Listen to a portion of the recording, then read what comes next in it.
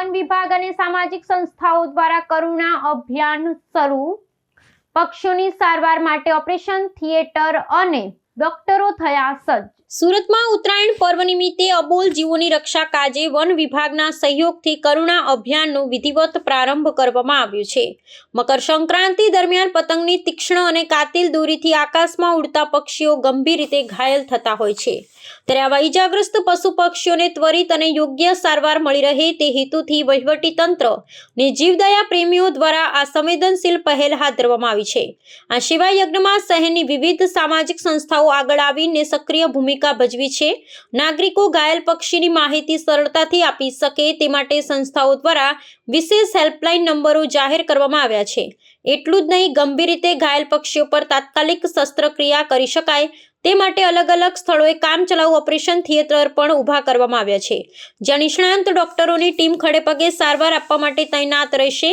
ઊંચા વૃક્ષો કે વીજળીના તારમાં ફસાયેલા પક્ષીઓને સુરક્ષિત રીતે નીચે ઉતારવા માટે ખાસ બચાવ ટુકડીઓની રચના કરવામાં આવી છે। વન વિભાગ અને સામાજિક સંસ્થાઓના આ સહિયારા પ્રયાસથી હજારો પક્ષીઓના જીવ બચાવી શકાશે। તંત્ર દ્વારા શહેરીજનોને પણ અપીલ કરવામાં આવી છે કે જો તેઓ કોઈ ઘાયલ પક્ષીને જુએ તો તુરંત જ હેલ્પલાઇન નંબર પર સંપર્ક કરી આ પુણ્ય કાર્યમાં સહભાગી બને। કરુણા ચંદ્રશોક સોમ સંસ્થા સુરત ધર્મેન્દ્ર પી સંઘવી। ધર્મેન્દ્રભાઈ, કઈ જગ્યા પર હોસ્પિટલ હમણાં ઉત્તરાયણ પર્વમાં નિમિત્તે કરવામાં કરુણા ચોક બજાર સ્થિત જે કસ્તુરબા ગાર્ડન ઉદ્યાન છે ત્યાં પક્ષીની હંગામી સારવાર કેન્દ્ર કરવામાં આવ્યું છે, જેમાં ખાસ કરીને જે પક્ષીઓ ઘવાય એને અહીં લાવવામાં આવે છે। એની સારવાર કરવા માટે એનો કેસ પેપર, એનો ટેગિંગ એટલે કે ટ્રેક રેકોર્ડ રખાય છે, કયા કેજમાં મુકાયું, પ્લસ એને દોરા એવા વાપરીએ છીએ કે જે ઓટોમેટ થઈ જાય, એને હીટિંગ પેડ, એને બેન્ડેજ એવી વાપરીએ છીએ કે એના ધાગા એને કોઈ બી પીછામાં તકલીફ ન થાય, અને એવી બધી વ્યવસ્થાથી આ એક સજ્જ અહીંયા વ્યવસ્થા કરી અને આ વખતે તો એક એનેસ્થેસિયા મશીન લાવ્યા છે જેનાથી એને ડોઝ હેવી ન થાય અને એનું મૃત્યુ ન થાય। ધર્મેન્દ્રભાઈ, વાત કરીએ તો કોલની કેટલા કોલ મળતા હોય છે ઉત્તરાયણ પહેલા અને ઉત્તરાયણના 2 દિવસ પહેલા, અને તમારી સંસ્થા કઈ રીતે અત્યારે સામનો કરી રહી, શું સમસ્યાનો સામનો? આમ જોઈએ તો બે રીતે કહી શકાય।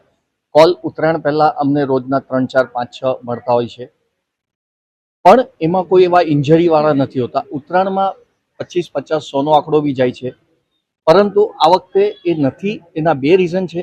એક તો સૌથી મહત્વનું જે કોઈ ધ્યાનમાં નથી લેતું, મહત્વનું રીઝન એ છે કે હવે એવા પક્ષીઓ જ નથી રહ્યા, હવે ઝાડપાનો રહ્યા નથી કે એનું ત્યાં સિંચન કરી શકે, એના ઈંડા મૂકી શકે, પ્લસ લોકોએ ટેરેસો પર નેટ બધે બાંધી દીધી છે, એટલે પક્ષીઓ બી એવી વ્યવસ્થા એ લોકો પાસે નથી, એટલે પક્ષીઓ જ રહ્યા નથી, જેથી કદાચ અમને એવું લાગે છે કે એના લીધે બી આ એક ઓછા થયા છે અને ઇમ્યુનિટી ઘટી છે, કેમ કે એને ફૂડ મળતું નથી ક્યાંયથી।